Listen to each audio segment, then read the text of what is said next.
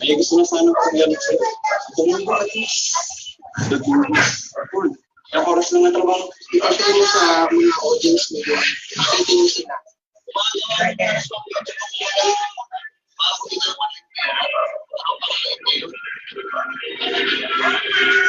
Bakit natin na ang magulang kayang isakripisyo ang lahat para sa kapakanan ng anak. Ika nga ng ating mga millennials, matik na yan. Pero ano ba ang kayang isakripisyo ng anak para sa kanyang ina? Kaya niya ba ibenta, titular, katawan sa tinatawag na adult abuse, lalo pag buhay ng kanyang magulang ang nakataya? Sabay-sabay natin alamin dito sa totoong kwento na pagkamat masaya ng paksa na titiyak kong pag-uulong ng mga. Dito lang sa aming episode na pinamagatang Hubad na Anak. Ito price malambot. Ha? Dahil sa akin ito,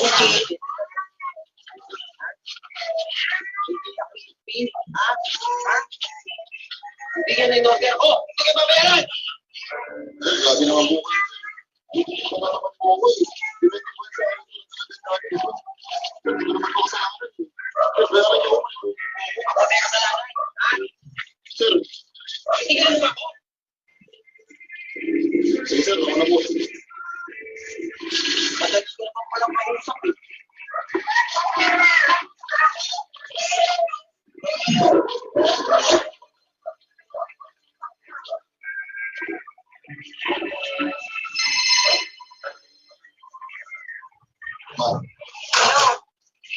Jun, nasaan ka? Hanapin mo nga yung kuya mo. Kanina pa ako text ng text eh. Tinatawagan ko, hindi naman ako nire-replyan. Abay, nag-aalala na ako dun ah. Okay po, ma. Hanapin mo ha. Sige po.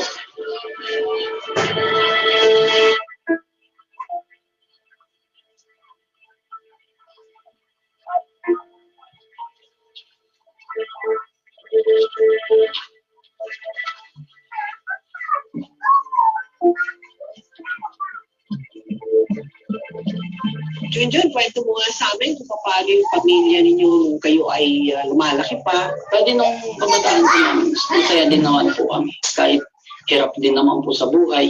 Mother ko po, tumatanggap lang po ng labada. Okay. Yung father ko po, jeepney driver naman siya. Okay. Kapatid ko po, yung panganay, yung po yung pasaway. Bakit yung sabi ko sa Kasi ayaw niya pong magtrabaho o pag-aral. Gusto niya lang po lagi nakatambay. Kobe, wag Walang kulang na Kobe, delikado mag-inay. na Kobe, Hindi mo nirakit, no? Pero kailangan tumulong ng mga magpapay. Kobe, Kailangan ko i-consultation para sa college. putulin mo. Sige, putulin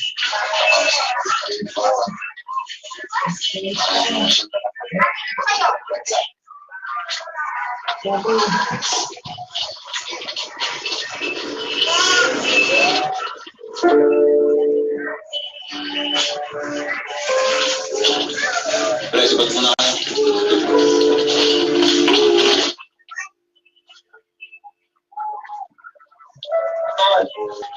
Yung sapatos mo. Ginamit ko na muna. Sakto sa akin. Ako nagtanggal sa box.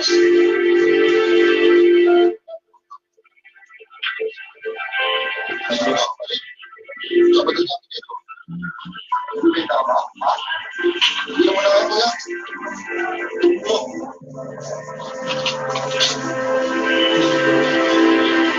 Ikaw na? Ano mo papakailaman? Nanginom ako kasi may madaligtas. Diba? Ano?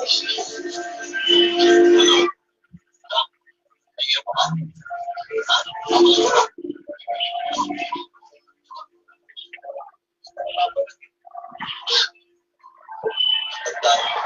Susunod ka na mga Nanginom ka ba? Yes.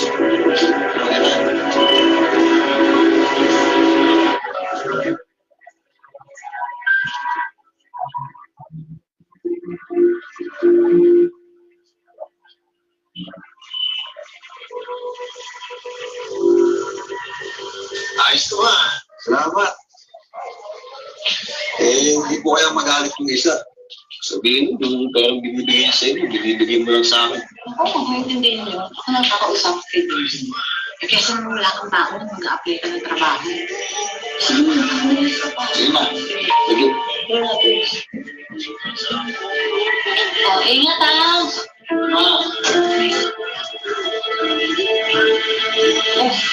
Nandiyan ka pala. Kaya ako pumasok kami ng nasa mga ako.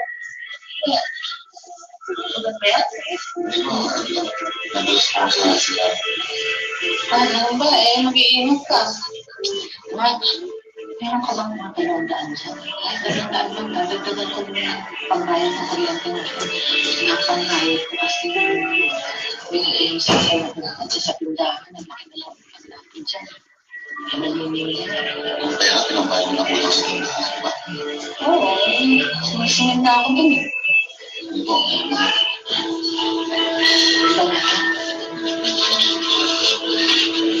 Ayan. Pinapagpagpagpag ka, ha? Ingatan mo yung sarili mo, ha? Nag-text na sumisipot yun. Sige, ikaw nang bahala dito sa bahay, ha? Ako na ako, ha?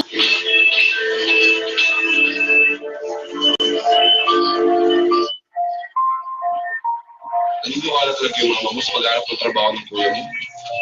Ba't di mo pa susumbungin ito sa pag-droga niya? Wala nang bigyan ng problema sila mama at papa. Lalo na si papa, sa akin din ba yun? Hindi naman nakikinig sa akin si mama. Siguro paborito na.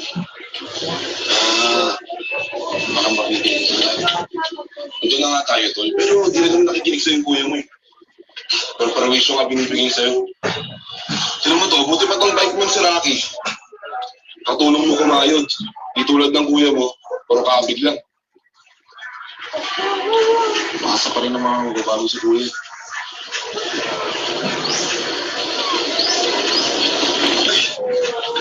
Sorry bro. Okay lang.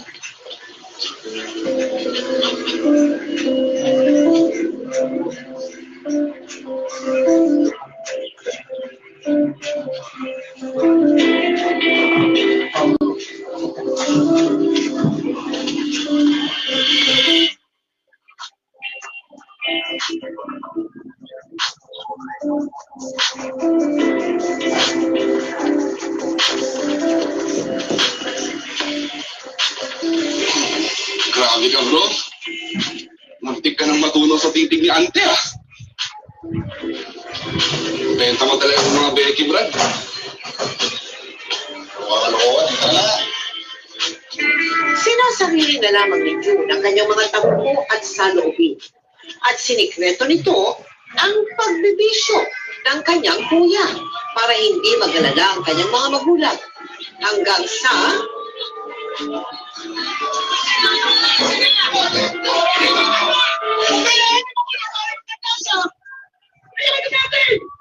Dati ka pa sa akin, ganyan pa. Ano yung pasaway ka?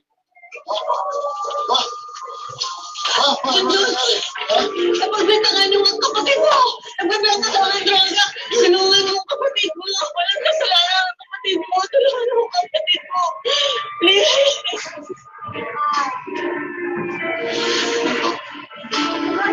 May droga ka pa rin? Kapag ang dami niya ito, hindi benta ka ba? Ha? Ano? Hindi ka naman? Hindi mo tulungan? Tubig. Tubig, yung kayo muna. Wala kang kapilyan! Wala kang kwenta! Tubig.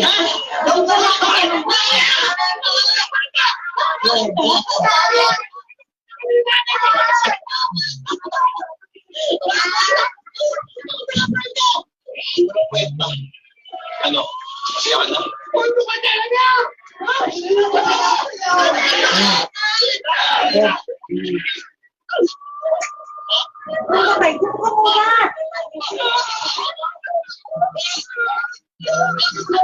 Sa tulungan ka!